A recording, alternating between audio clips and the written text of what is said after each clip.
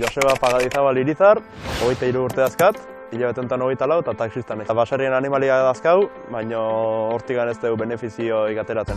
Ani Amaia Segurolako nahi, 22 urte ditut, eta naiz baserrin jaiotakoa eta bertatik bizigea gure familikok, eta naiz ikaslea, unibertsitatean naiz ikaslea.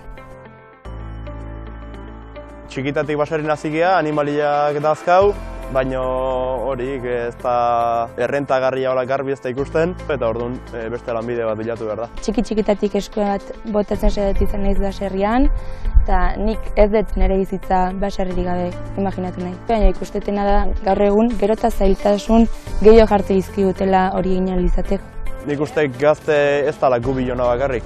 Atzo ikusi izan manifestazioan zenbat gazte elkartu ginean, eta gazte horietatik asko kanpon lan egin ez daude, eta gero behien kapritxoagatik maite dituztelako eta gustatzen zaigulako animaliak dazkau etxian. Atzo bildu ginen gehienak ginela baserrian jaiotakoak, bertan hazita ezitakoak, eta nik uste aukera izango genu gehienok baserritik bizitzeko nahia deula. Behidatzen jute bagea 10 urtetik 10 urtean, nik uste gehozta okerro eta estugo gaudela, eozein gaztek hortik bizitzen saiatu nahi dunak hori pentsatuta, nik oain arriskatuko eta hortik bizitzen jarriko naiz, eta hemendik 10 urtea oain baino okerro bandeman nago, ja kiebra nikoa.